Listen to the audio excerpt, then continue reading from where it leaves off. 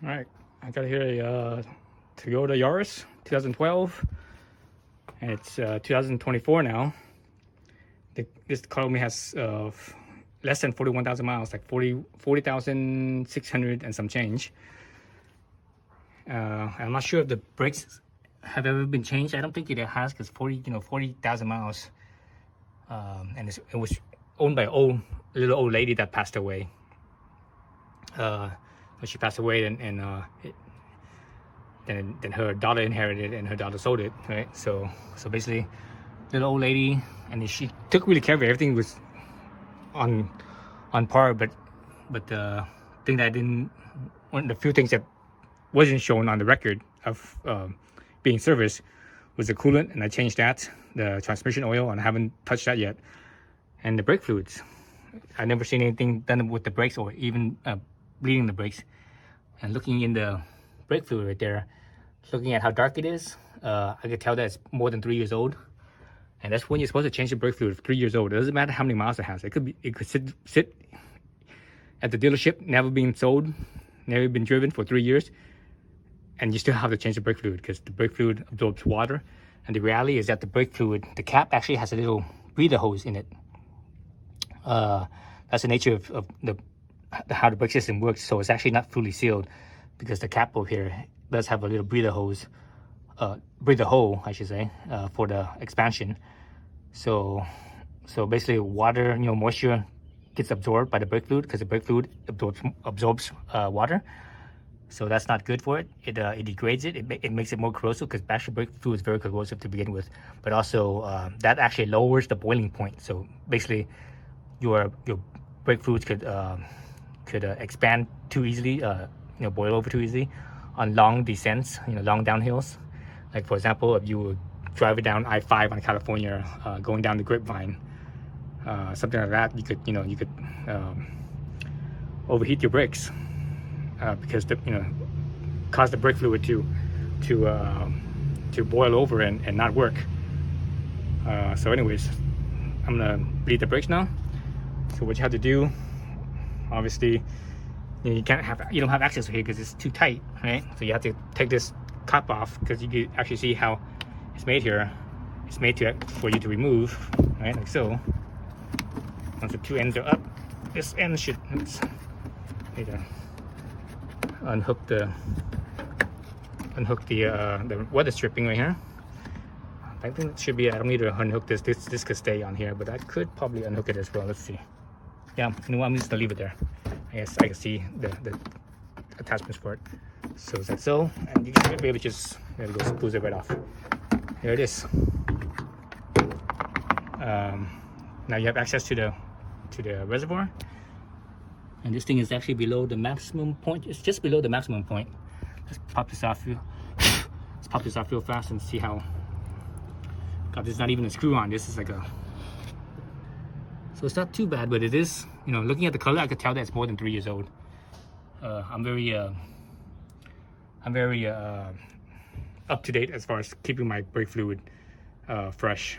On my motorcycles, I change my brake fluid every year. On my Miata, I change it every 2 years. On regular cars, I change it every 3 years, and this for sure is over 3 years. So anyways, so that, and as far as where you start to bleed the system, you start from the furthest point from here. So the furthest point from here is going to be the rear passenger. Then once you bleed that out, you go to the rear driver, then the front passenger, then the front driver. And this is dark as it bleeds out. It's going to be dark. As you add in the new fluid, you see the color change and it gets light. That's when you know all the old fluid has bled out. So I'll do that when we get started. So I already have my jack here and my wheel lifted up, so I just need to take this wheel off and we get started. All right, so I have my vacuum setup right here. Sucks up the coolant, excuse me, not the coolant, the brake fluid. So I just need to turn it on and open this partially, the bleed nipple. All right, let's look at that. It's the bleed nipple. It's an 8mm. So when you open this up, you don't need to open it too much. I would say no more than a quarter of a turn, and that's all you need. So let's do that right now. So you see it, and I don't need this thing to be fully open either. That's probably enough right there. So that's about halfway open, maybe a little bit less. And here, I'm gonna open this up a little bit. Okay. You just should start seeing fluid coming out. Yep, I see fluid coming out pretty slowly. I might need to open this up. Let's see. That's a quarter turn, so I might need to adjust this a little bit. Let's do that. Let me see. Not much space back there. Let me see if that works. No, I don't like that.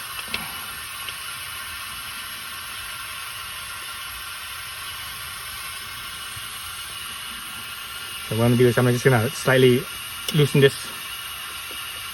Okay, loosen it like so. Then I get to this one. And I think that's enough. Stick this back on. Okay. Now I could open this thing up about a quarter turn or so, maybe a little past the quarter turn. Now you see the fluid flowing. See that?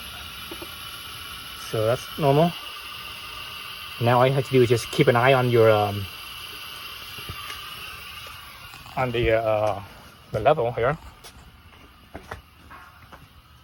Keep an eye on this level here, because now it's going to start dropping. It's going to start dropping. Just keep an eye on this level, and there's a minimum mark. There's a minimum mark right down here, below this center line here. It's the minimum mark. Just make sure it doesn't go below that, and just keep on filling it up, and until your brake fluid is lighter. Right, it's not as dark. And right now, if you look at it, if you look at some spot, find a spot somewhere. Either right here, it's gonna build up, or it's gonna some of the fluid's gonna build up here. You just look at it, and you can see that it's dark, and you get lighter. Or the other way you could do, which the way that I like to do, and this ensures that I pretty much have a full flush of the old fluid, is as I use these big bottles, these 32 ounce bottle, 1 quart. I basically empty this thing out almost halfway for that first back corner, right? For that first back corner. When I do that, I know that pretty much everything in here to that back corner is all fresh. The only thing that's not fresh is the lines to the other 3 corners. All right, so the other half of this is enough to bleed the other 3 lines, if that makes any sense. Because the reality is that most of the fluid is not in the lines, it's actually in the reservoir and such. So so that's how I know. And that also makes it safe, where when you use the whole bottle, it's clean and fresh, it's new, right? It's a nice new clean fresh bottle, so you know that you're not using any old fluid, right? If that makes any sense. So usually I do that about half, then I go to the next corner and I use, you know, about a quarter or so. Then the next corner, another quarter, well actually half, then about 1/3. Is that right? Yeah, 1/3. No, that's not right. One quarter. Let me see, half. That means there's only half left. So 1/3 of that. Excuse me, 1/3 of half, and the other, you know, whatever half's left over, divide that by 3 for the other 3 corners. That's about how I do it, and everything always comes out clean and fresh, you know, through the line. So, anyways, so this thing is slowly going down. You can see it's dropping down a little bit, pretty slow, because again, the nipple isn't open all the way. The reason why you don't want that nipple to be open all the way is because when you open that nipple, you open the nipple right here. How it seats, when it's tightened, it seats and it's sealed. When you unseat it, it doesn't just allow brake fluid to go through the nipple, but it also allows air to get sucked in around the nipple, around the threads of the nipple. So the more you open up the nipple, the more air you let through, getting sucked through. So instead of, so basically when that happens, you're sucking less, you're putting less vacuum on the fluid itself, sucking it out, and you're sucking in more air. So that's why I want to minimize that the nipple opening, so that I minimize sucking in air and trying to suck in more brake fluid. You kind of see it building up, you can see it kind of building up, coming up, working its way up. I can see the fluid is dark. It's darker than this tube. All right, and this tube is kind of dark already because it's getting old. But anyways, as it keeps on going, it gets lighter. So as the brake fluid here drops down, you don't want to just keep it full the whole time. You want it to go down to the minimum before you bring it back up to the maximum. The reason for that is that if you keep it full the whole time, you're just diluting the new fluid with the old fluid, so it doesn't flush out as much of the old fluid. But if you let it go all the way down to the minimum, then you put new fluid, you have a higher percentage of new fluid to old fluid. So when you flush it out, as you do that, as you bleed it out, there's more likely that you will maintain more new fluid in here than old fluid. All right, if that makes sense. Otherwise, if you just keep it top off the whole time and not let it drop, just keep on topping it off, there's a bunch of old fluid that mixes with new, and you're pumping out the new fluid just as fast, right, as the old fluid. But letting it drop down to minimum, that's all old fluid right there, right? See how that makes sense? So each time you top it off as it goes down and chop it back off again, that percentage of old used fluid gets diluted more and more, so there's less of it and less of it, and there's more and more of new fluid. All right, it's dropping down. It's almost at the minimum mark, so I'm gonna top it off. I just opened up my my new can here. Let's just open it up and unsealed it already.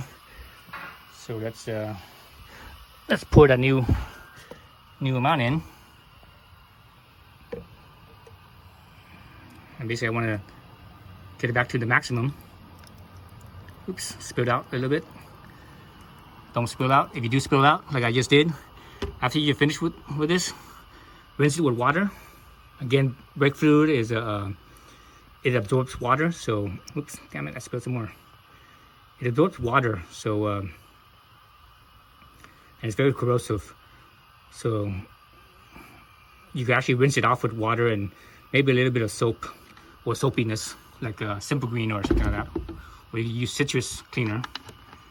That works as well.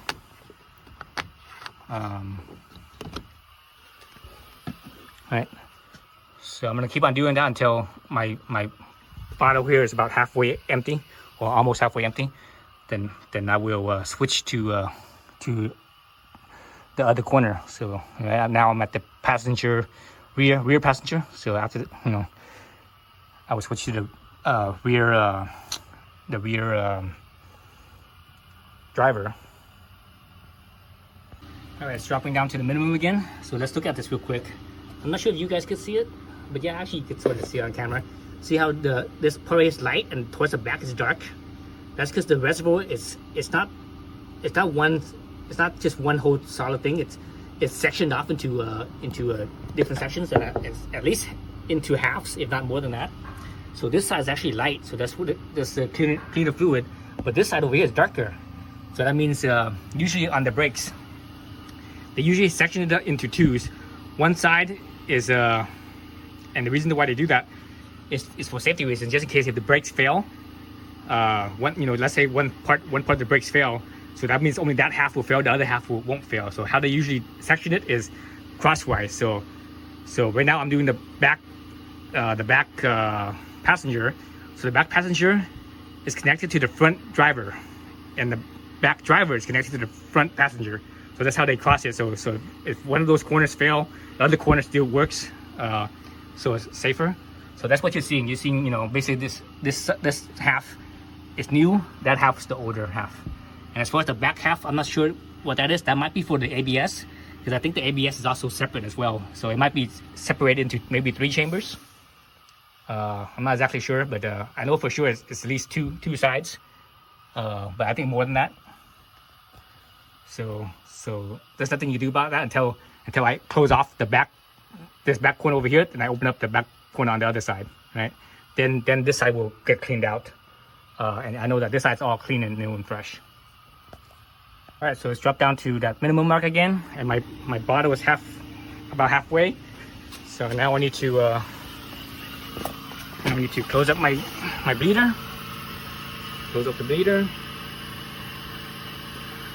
All right.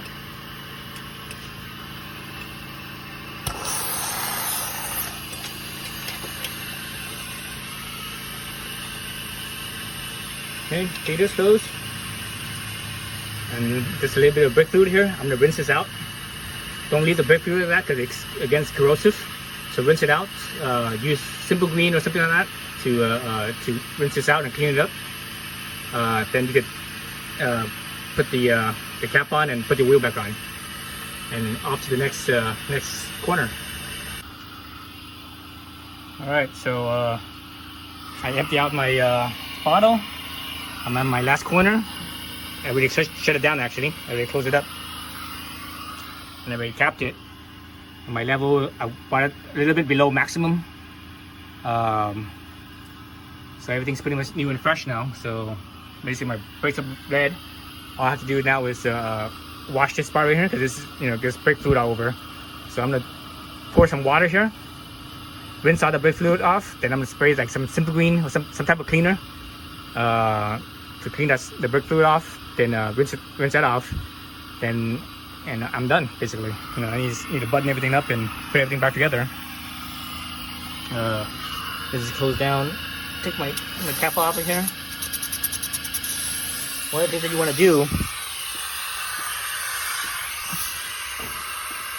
that you want to do, as far as